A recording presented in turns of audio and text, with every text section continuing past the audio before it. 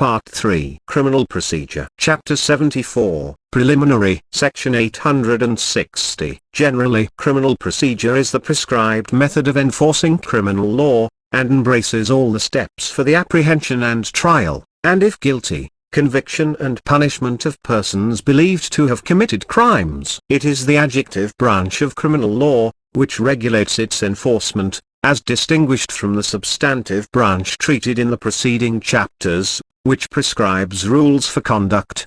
Procedure includes pleading, which is the science or system of rules and principles applied to the written allegations called pleadings, in a criminal prosecution, the object of which is to produce a proper issue for trial. Evidence, the rules of law which determine the admissibility and weight of evidence to support the issues made by the pleadings, and practice, the steps taken to bring accused persons into court and the methods and course pursued in trials and enforcing judgments. In a broader sense, practice includes something of pleading and evidence. Evidence is also used in reference to the actual testimony, pleading in reference to the arguments of counsel, but the subdivisions of the law known as evidence and pleading have no reference to such meanings. The law of procedure, like substantive law, comes largely from usage, partly from statute, in many instances usage being crystallized in form by statute. Section 861. Jurisdiction. By jurisdiction is meant the right to authority by which judicial officers investigate and decide cases. A criminal prosecution is not valid unless the court is legally created and constituted,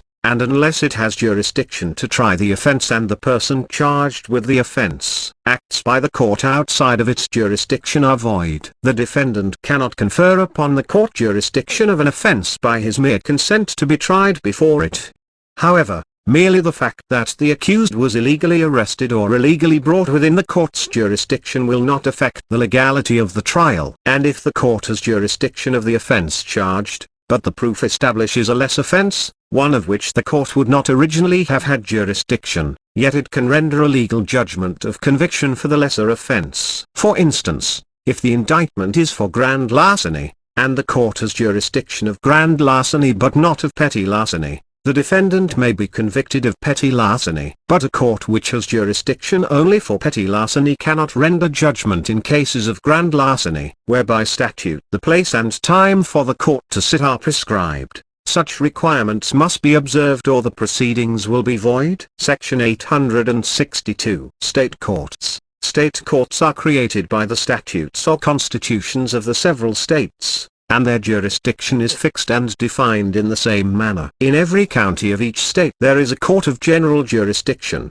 which has authority to try cases in general except some minor offences of which justices of the peace have exclusive jurisdiction. The names given to this court in the different states vary, such as Circuit Court, District Court, Superior Court, Court of Common Pleas, etc. In some instances there are other courts between the Court of General Jurisdiction and the Justice of the Peace Court. There are in all the states higher courts which have jurisdiction to review the judgment of the trial court on appeal or writ of error. Justices of the peace have jurisdiction to hold preliminary examinations of persons charged with crime and either to discharge them, admit them to bail, or commit them for trial.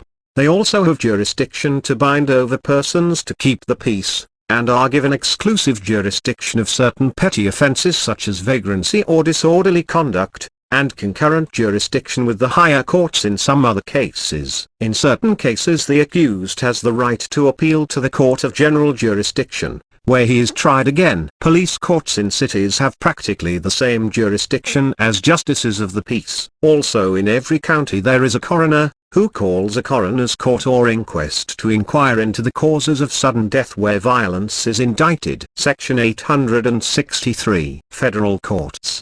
The federal courts are created by the federal constitution and federal statutes. They are the Supreme Court, the Circuit Courts of Appeals, the District Courts, and the Commissioners' Courts. The Supreme Court has original jurisdiction in a few classes of cases expressly stated in the Constitution. By various federal statutes it is given appellate jurisdiction to review convictions of capital or otherwise infamous crimes by the circuit and district courts, to review decisions made by the circuit courts of appeal, to review the decisions made state courts of last resort in certain cases, and has power by writ of habeas corpus to investigate cases where persons are held in custody under color of federal authority. The circuit courts of appeals have appellate jurisdiction over decisions of the district courts. United States commissioners have jurisdiction similar in the federal government to that of the justices of the peace in state governments. All federal courts are confined in their jurisdiction expressly to that which is given them by statute and the Constitution, and none of them has general jurisdiction. Section 864. Venue. The county in which an offense is committed and must be tried is called the venue of the crime. The general rule is that a person charged with the crime must be tried in the county where it was committed. There are some exceptions to this rule at common law, and others have been created by statute. The principal reason for the rule is that the accused is entitled to be tried by a jury of his peers, selected from the county where the offense was committed. An interesting question as to venue arises when the agency of the crime is set in motion in one county, and the result is accomplished in another, as where a mortal blow is struck in one county, and the person struck dies in another county. The general rule in such cases is that the crime is committed where the blow is struck. It was held at a very early date that the accused could not be tried in either county, for a jury of one county could only take cognizance of the blow, and of the other only of the death and not of the blow. To set the matter at rest, the statute of 2 and 3 Edward vi. Ch. 24 was passed, providing that in such case the prosecution might be held in the county where the victim died. The result of this statute was to allow trial in either county. Similar statutes are found in some of the states of this country, where one sets in motion an agency in one county, the impact of which causes death in another. The venue is in the latter county, as where one feloniously shoots across the boundary line of a county, and kills a person in another. The murder is committed in the latter county. One who while in one county commits a crime in another county through an innocent agent is held to have committed the crime in the latter county and must be tried there. The venue of larceny is where the property is taken. But at common law the thief may be prosecuted in any county, even of another state, into which he takes the property. The legal possession of the goods remains in the owner, and therefore there is a continuing trespass and felony. In cases of false pretenses the venue may be laid in the county in which the property was obtained by the pretense,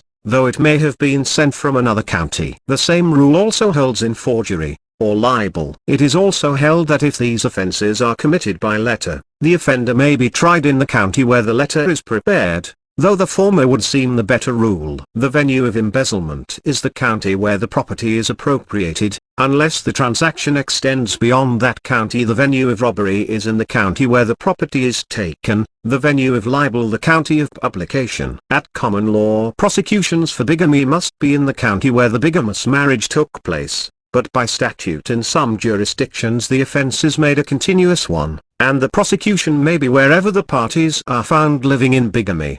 A person who takes such a part in a misdemeanor that if the offense were a felony he would be an accessory, but as it is a misdemeanor, is punishable as a principal, may be prosecuted where the crime is committed, even if acting in another county. But there is some doubt as to whether one who is accessory in one county to a felony perpetrated by a guilty agent in another, may be tried as an accessory in the county where the crime is committed, though such is the general provision of statutes. One who creates a nuisance in one county, which affects residents in another county, may be tried in either county. One who on shore kills another upon the high seas by firing a gun is triable by the Admiralty courts, which have jurisdiction of the high seas. There is more uncertainty where a gun fired on the high seas kills one on land. Crimes against the United States committed within the territory of a state must be tried in the state and district of commission. Those committed in territory not that of a state at such a place as Congress may direct. Crimes committed outside of the jurisdiction of any particular state or district are tried in the district in which the offender is first brought into custody.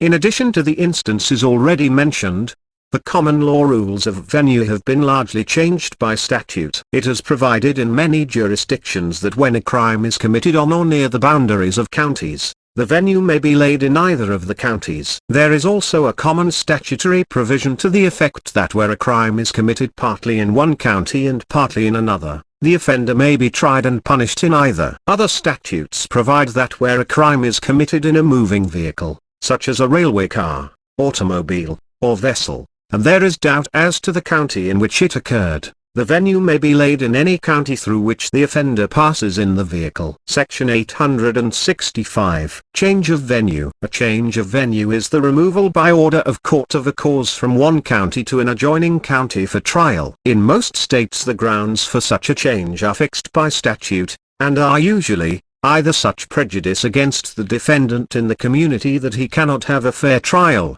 or prejudice or unfitness of the judge. In some states proof must be given of the facts alleged in the motion for change of venue, in others affidavits are sufficient. In some states the court must grant a change of venue upon proper application, in others the granting of the application is within judicial discretion. In most jurisdictions the change can be made only upon motion of the defendant. In some the prosecution may take a change. The motion for change of venue must be made before the jury is sworn. Section 866. Steps in trial. The various steps in the apprehension of an offender and trial of his case will be discussed here largely in the order of their natural sequence, beginning with the arrest and preliminary examination, and followed by a discussion of the grand jury and the indictment or presentment, the defendant's pleadings, the conduct of the trial, sentence and execution of the sentence and appeal or review of the trial proceedings.